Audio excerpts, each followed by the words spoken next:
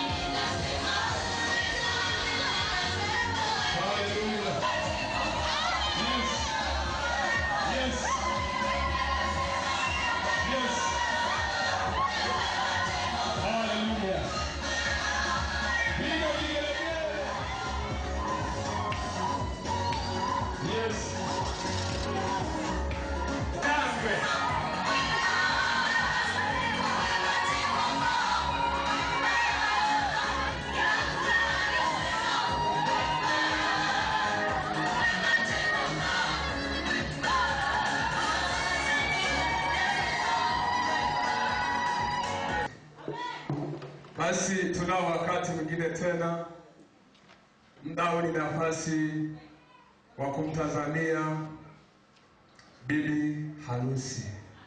Amen. Kwa hiyo ni nafasi nzuri sasa na tuweze kuendelea na taratibu ambazo ziko mbele yetu. Bwana Yesu asifiwe sana. Kwa hiyo kwa wakati sasa, je, naomba kibao katika dakika chache tunamsubiri bibi harusi aweze kufika katika eneo zima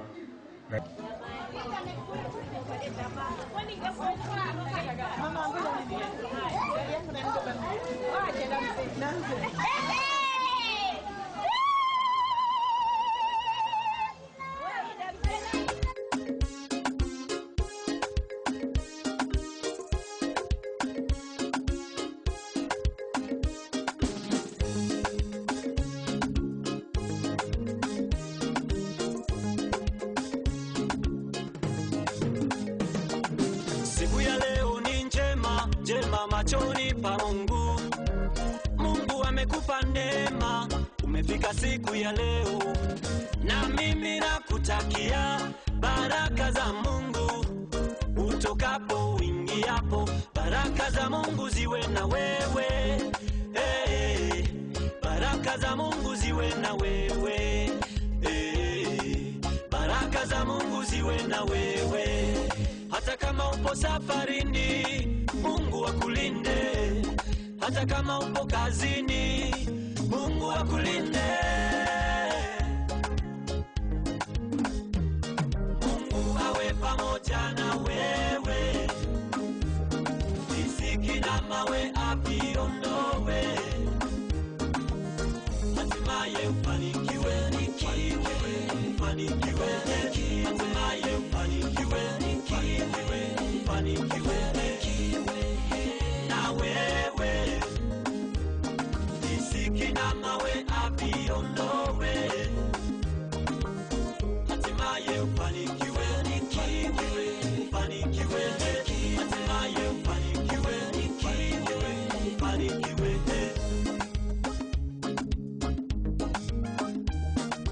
Mipango yote ulioipanga na kuombea ufanikiwe. Mungu awe pamoja na kazi unazofanya. Mungu Baba kuepushe na magonjwa yote ya kila aina, akuweke mbali na wenye fitina. Kwa Mungu yote yanawezekana. Maombi yako ayasikie na majibu yako akupatie. Maadui zako wasikufikie, ikiwezekana wakukimbie we. Tena ikiwezekana wakukimbie we. Mungu awe pamoja na wewe. Riziki na mawe aviondoe. Hatimaye ufanikiwe, ufanikiwe.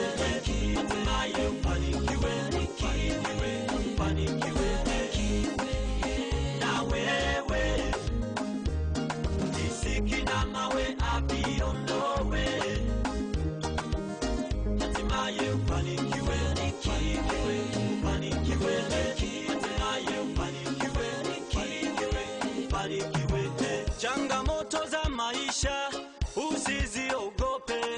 Mtoa riziki ni Mungu, hakuna wa kuizuia, ni lazima utapata. Wewe hakuna wa kuizuia, ni lazima utapata. Ucheka na kulia, zote ni kelele. Mwenye nacho na asiyekuwa nacho, wote tumeumbwa na mwenyewe. Cha msingi kumomba Mungu na kufanya kazi, atakupa na wewe. Atakupa na wewe. Na kuombea ufanikiwe, Mwenyezi Mungu akusikie. Unachokitaka akupatie. Mtoa riziki ni Mungu mwenyewe.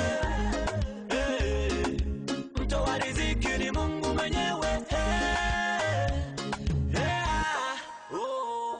Mungu awe pamoja na wewe. Riziki na mawe aviondoe. Hatimaye ufanikiwe, ufanikiwe. Hatimaye ufanikiwe, ufanikiwe. Na wewe riziki na mawe aviondoe. Hatimaye ufanikiwe, ufanikiwe. Hatimaye ufanikiwe, ufanikiwe.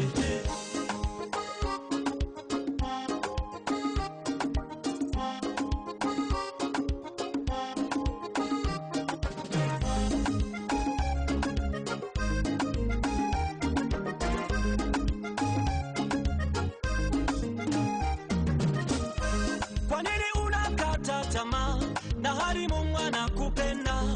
Kukosa siku moja sio mwisho wa maisha. Ukimwamini Mungu, siku moja yote yatakwisha. Yote yatakwisha. Futa machozi, acha kulia, muombe Mungu atakusikia, maana Mungu anasikia. Mwamini Mungu atakutendea we, atakutendea na kuombea ufanikiwe. Mwenyezi Mungu akusikie, unachokitaka kupatie. Mtoa riziki ni Mungu mwenyewe, mtoa riziki ni Mungu mwenyewe. Mungu awe pamoja na wewe, riziki na mawe apiondoe, hatimaye ufanikiwe, ufanikiwe, hatimaye ufanikiwe, ufanikiwe na wewe, riziki na mawe apiondoe, hatimaye ufanikiwe, ufanikiwe, hatimaye ufanikiwe, ufanikiwe.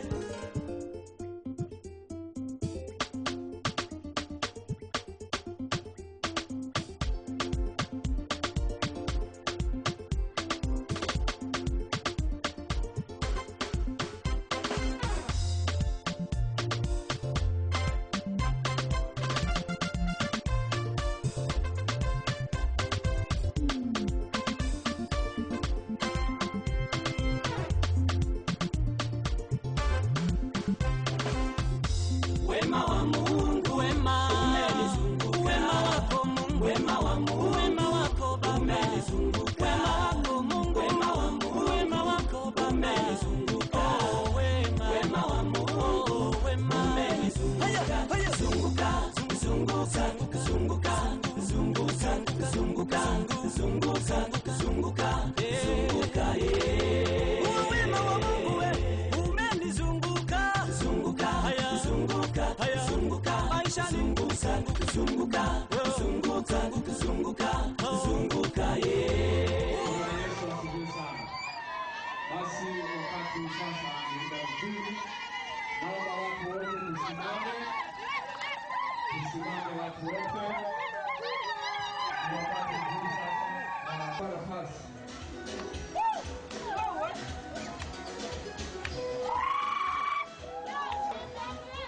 Tumkaribishe bwana bibi harusi ili kwamba aweze kukaribia.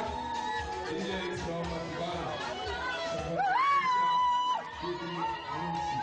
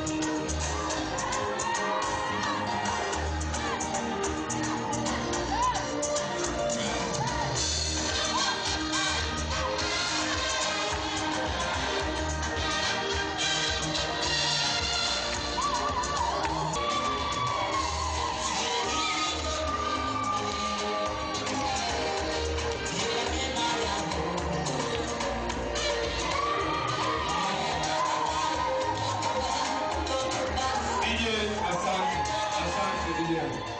Asante sana DJ. Israeli, simama hapo hapo ulipo. Asante sana DJ. Basi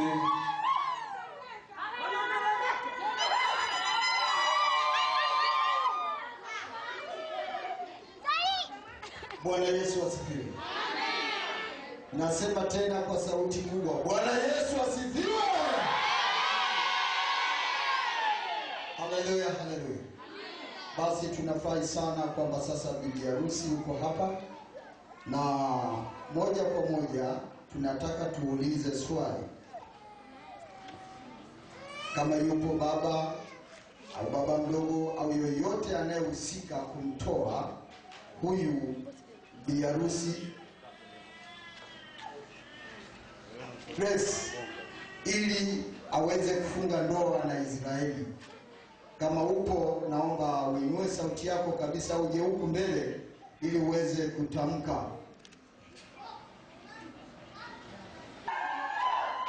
Yesu asifiwe. Mimi ni mzazi wa Grace. Leo hii rasmi ninamkabidhi kwa ndugu Israeli. Yesu asifiwe. Amen. Hebu mpigie Bwana Yesu makofi na vigelegele tena. Bado sijaona tafrija ile inayotakiwa. Nataka nione vigelegele, nderemo na vipijo kwamba kuna jambo kubwa leo linatendeka hapa la furaha. Sema amina, amina. Pigie Bwana makofi na vigelegele. Ndugu Israeli aweze kumkagua kama ndio yeye, ili kwamba tuweze kujua, alafu mambo mengine yaendelee.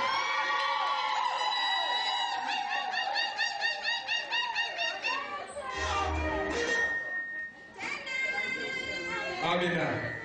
Israeli, ukumbi ni wako. Nikague kama ndio gesi au sio gesi. Utakapomaliza utanyosha mkono wako kwamba ndio yeye.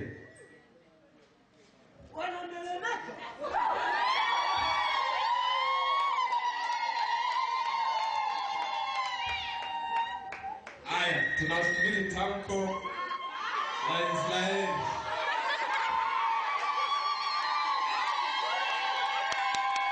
Amina. Kwa kinywa chako Israeli utatoka mbele ya laiki kwamba ndio yeye au sio? Ndio yeye.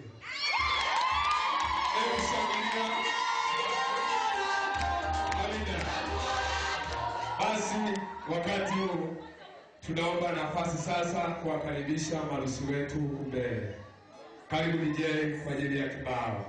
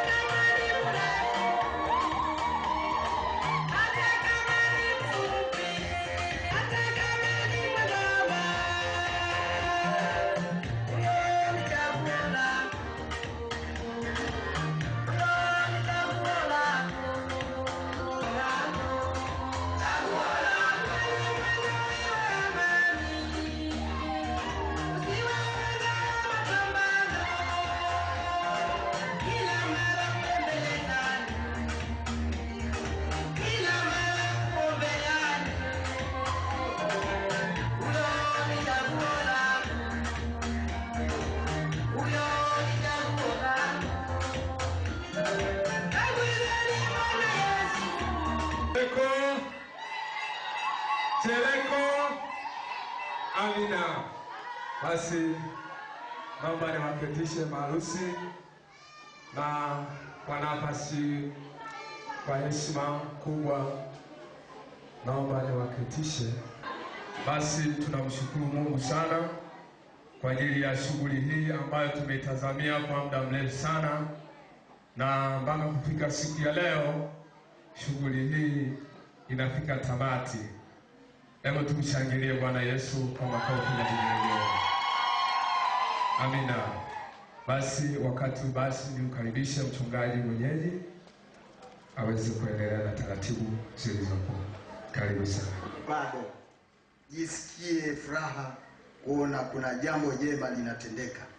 Kwa tunahitaji ile tafrija ya kweli kutoka ndani kama mtu aliyefurahi, kwa sababu kuna wengine wanaweza kujisikia vibaya.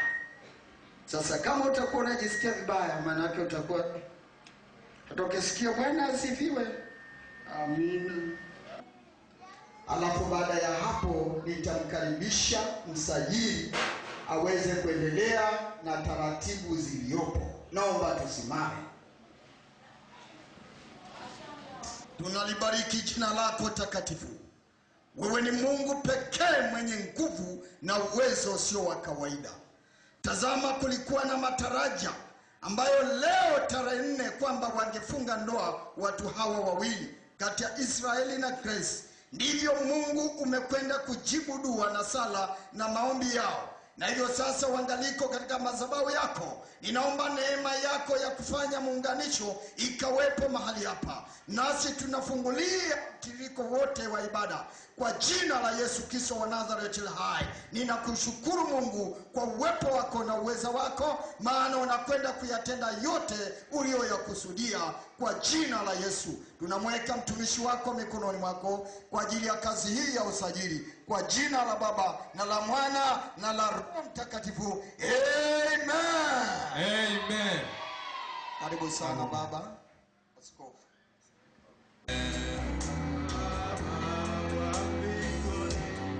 Hakuna kama wewe Baba wa mbinguni.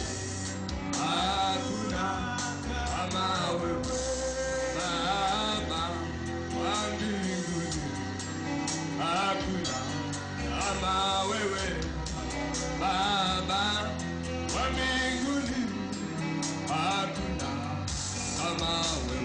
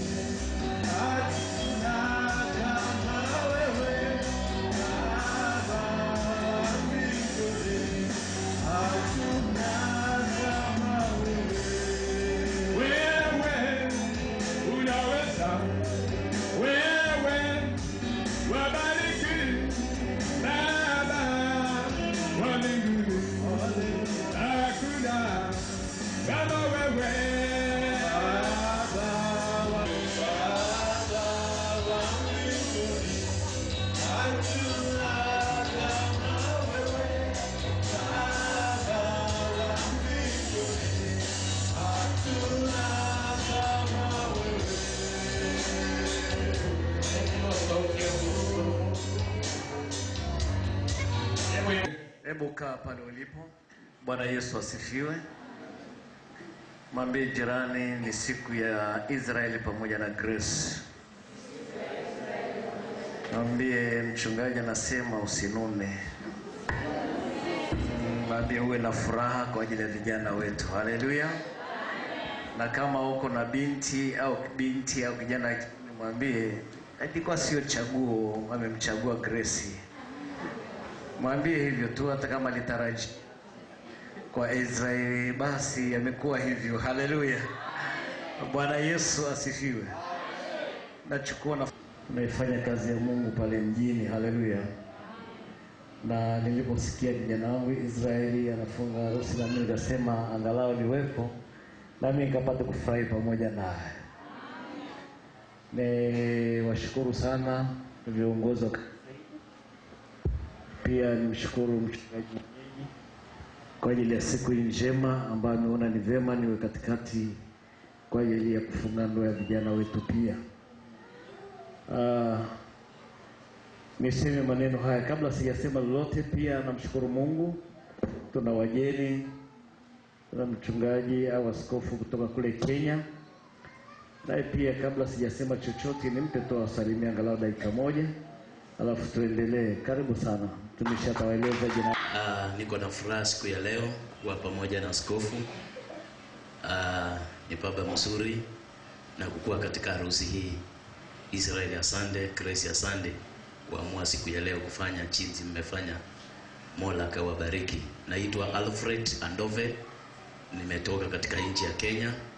Mimi ni mchungaji ama askofu katika Bonde la Ufa kule Kenya. Bwana awe pamoja naye.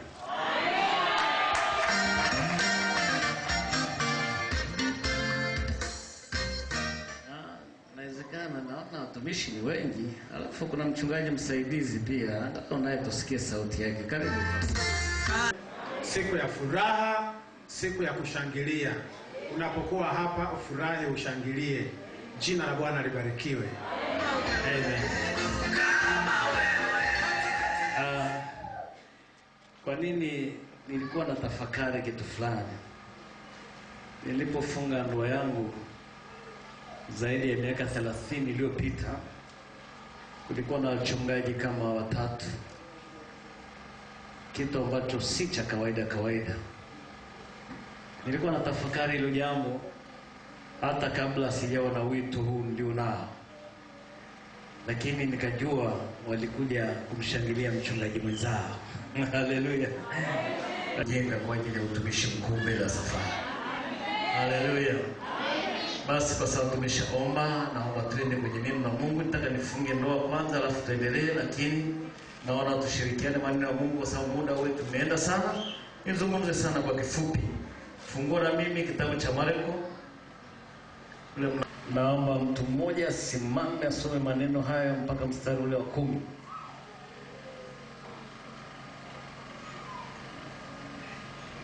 Mtu mmoja, mchungaji mmoja tafadhali, au mzee yote ambaye Mungu atamtumia kwa hilo. Marko sura ya 10 mstari Mzee wa pili. Marko sura ya 10 kuanzia mstari wa 2. Okay. Tasoma. Biblia inasema, basi Mafarisayo wakamwendea wakamuuliza, "Je, ni halali mtu kumwacha mkewe?" huku wakimjaribu. Naye akajibu akawaambia, "Musa aliwaamuru nini?" Wakasema, "Musa alitoa ruhusa kuandika hati ya talaka na kumwacha." Yesu akawaambia, "Kwa sababu ya ugumu wa mioyo yenu aliwaandikia amri hii. Lakini tangu mwanzo wa kuumbwa ulimwengu aliwafanya mume na mke. Kwa sababu hiyo mtu atamwacha babaye na mamaye, ataambatana na mkewe, na hao wawili watakuwa mwili mmoja. Hata wamekuwa si wawili tena, bali mwili moja. Basi alichokiunganisha Mungu, mwanadamu asikitenganishe." Hata nyumbani tena wanafunzi wakamuuliza habari ya neno na kuoa mwingine azini juu yake. Na mke akimwacha mumewe na kuolewa na mtu mwingine azini. Baba, katika jina la Yesu tuweze kusikia wakati huu, naomba ulibariki neno hili. Amen. Bwana Yesu asifiwe sana. Kama nilivyotangulia kuzungumza ya kwamba leo ni siku ya vijana wetu Israeli pamoja na Grace. Nikimuuliza Israeli, nadhani usiku wa leo hajalala, hata macho yake yanaonekana kabisa, kwa sababu alipoingojea wakati kama huu mwafaka kwa ajili ya kumpata mke wake. Alikuwa na mawazo mengi usiku. Wazazi ni mashuhuda, pengine akiita Grace yuko macho, lakini Grace wakati wa nyuma alikuwa na usingizi mzito tu, lakini kwa sababu kuna jambo alikuwa analitarajia muda mrefu ambalo Mungu amempatia. Nakumbuka kusoma maandiko mengine, hata wakati Isaka anatafutiwa mke wake, ile mwanamke akamwambia wazazi wake, Mungu ameshafungua njia yangu, kwa nini mnanichelewesha? Bwana Yesu asifiwe sana. Kwa hiyo najua hili liko ndani ya moyo wa Grace, pia liko ndani ya moyo wa nani? Wa ndugu yangu Israeli, kwa ajili ya siku njema ambayo Mungu ameifanya. Na ndoa, watu wengi wanasema, kwa nini nyinyi si mmeokoka? Ni walokole, inakuwaje unaoa? Nimekumbana na maswali haya mengi sana. Kuonekana kwamba huyu aliyeokoka haimpasi kufanyaje? Kuoa. Ukisoma kitabu cha Mwanzo, kuna milango maeneo mengi, hasa mlango wa 2 mstari wa 18 na kuendelea. Mungu ni Mungu wa ajabu sana. Mungu ndiye alianza swala la ndoa. Alimfanya mtu mmoja tu duniani ambaye ni Adam. Na alipomtengeneza Adam, alimpa ile bustani ya Eden kuitawala, kuitunza na kufanya vitu mbalimbali. Na pia alileta wanyama wengi katikati yake. Tena Mungu asema, kwa sababu huyu mtu anafanana na mimi, ngoja nione kile ambacho Adam atafanya kwa ajili ya wanyama hao. Atawapa majina gani? Na Biblia ikasema Adam akatoa majina halisi. Hakumwambia Adam ulikosea, kwa sababu Adam alikuwa na hali ya kimungu ndani ya moyo wake. Alikuwa na roho ya uumbaji. Bwana Yesu asifiwe sana. Kile alichokinena Mungu alitia tiki, kwa sababu mwanadamu alikuwa mfano wa Mungu halisi. Lakini Mungu akasema, kuna kitu huyu mwanadamu amekosa. Alipoangalia ndani ya moyo wa Adam, hakuthibitika, alipungukiwa na kitu. Haleluya. Ule upendo halisi haukuwepo. Mungu akasema si vema huyu mtu awe peke yake. Si vema. Akasema hapana, ninaona hapana, kuna kitu amepungukiwa huyu mtu. Ndipo Biblia ikasema akauchomoa ubavu mmoja, akamtengeneza mwanamke. Na Adam alipovuka katika usingizi, akakuta binti mrembo amekaa karibu naye. Alipomwangalia akasema, huyu ni nyama katika nyama zangu, ni mifupa katika mifupa yangu, naye ataitwa mwanamke. Haleluya. Bwana Yesu asifiwe. Mimi nikawaza, Adam alijuaje ya kwamba ni ubavu wake ulichomolewa? Alikuwa usingizini. Lakini kwa sababu neema ya uumbaji na neema ya ufahamu wa juu ulikuwa ya Adam, toka ndani ya ubavu kwa ndani kabisa, kitu bora zaidi, akamwita ni mwanamke, akampa jina zuri, jina lenye kufaa, jina lenye kupendeza. Haleluya. Mara nyingi nawaambia wanaume ya kwamba wapeni wake zenu majina mazuri, jina lenye kufaa. Mwite mkeo malaika, mwite mke wako jina zuri, mwite glory, utukufu. Haleluya. Bwana Yesu asifiwe sana. Mwite jina lenye kupendeza. Mwite wewe nyani, wewe fisi. Majina yale hayafai. Haya ni ya watu waliochanganyikiwa nini? Fahamu zao. Wameshakuwa na ukichaa wa ndani. Unaona anatembea lakini ndani ni kichaa. Sasa kama atakuona wewe ni mbwa, ana akili sawa sawa kweli? Kama atakuona wewe ni paka, lazima amepungukiwa na ufahamu. Lakini baba bora, baba halisi, baba mwenye ufahamu wa kimungu, baba maana maona kimungu, humpa mkewe jina lenye kufaa. Haleluya. Kwa sababu Mungu alijua mama ile anayofika mahali pale, upendo wa ajabu utaibuka ndani ya moyo wake. Yuko mtu akumliwaza, wewe kesho utakushangaa, utakushangaa vidole vya dada huyu. Vidole vyake, yes, Mungu ni mkuu. Haleluya. Haleluya. Huyu atavichezea kesho. Bwana Yesu asifiwe. Bwana Yesu asifiwe. Kitu chema, kitu kizuri. Siku moja nikawa natafakari. Unajua tunaweza kufanya mema kila upande tukakosea eneo moja. Alafu mbingu tusione. Huyo mwanamke ulioletewa, unamdharau, unampa maneno ya ajabu. Baba tupo. Mimi nimesema sitaki kufa mapema katika jina la Yesu. Kwa nini niendelee kuishi? Ndio maana Mungu anachomoa ili mama apate raha. Sije tuko pamoja. Kwa baba mpo, na mimi ni baba mwenzenu. Haleluya. Wakati mwingine tunachomolewa nini? Ili ile najitahidi angalau na mimi niishi nini? Muda mrefu. Mungu aone hakuna sababu ya kumchomoa huyu. Tukimchomoa na huyu mama anakufa mapema. Kwa hiyo wacha waendelee mpaka uzee. Haleluya. Amen. Bwana Yesu asifiwe sana. Kafanye bidii nyumbani kwako baba. Kasimame kwenye zamu yako ukimshukuru Mungu kwa sababu huyo mama ulio naye si kwa uwezo wala si kwa nguvu zako, Mungu alikuletea. Niseme hivi ndugu yangu Israeli, hukuangalia vibaya. Ni Mungu alikuletea grace. Penda Yesu. Na kasema mimi kaka, unaonaje tukaishi pamoja? Ngoja tukaombe. Lakini ungeangalia rohoni mwake siku ile sema, jina la Bwana libarikiwe. Haleluya.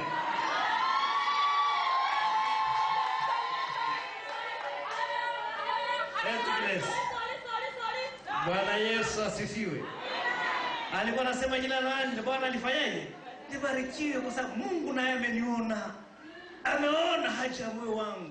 Kuna umri, kuna age ambayo tunafikia ile hata ufanye nini utahitaji mwenzi wako. Bwana Yesu asifiwe sana. Ndio Mungu alivyotuumba. Ukishaanza kufikia ile miaka 18 kuvuka hii, labda wale wenzetu tunaosoma tuendelee tumalize masomo yetu bila safari. Lakini umri ukishafikia, kuna hali unamkuta anachezea mtoto.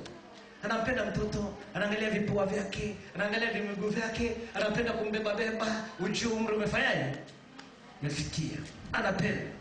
Na hata mwanamume hivyo. Na Mungu akaona ni vema nimpe Israeli ubavu wake. Israeli kuanzia sasa mpe jina zuri. Acha kumpa majina ya kipuzi. Haya majina ni watu waliochoka. Mama namna hiyo anasimama kwenye zamu yake. Lakini ukiona mama anatembea unafikiri nimeolewa. Hata kama unaona umeoa, usimseme katikati ya mama wenzako. Sisi tuko pamoja. Kwa sababu anaona kila siku anachukua mboga yeye, kila siku yeye anatafuta unga, kila siku anatafuta hiki na hiki.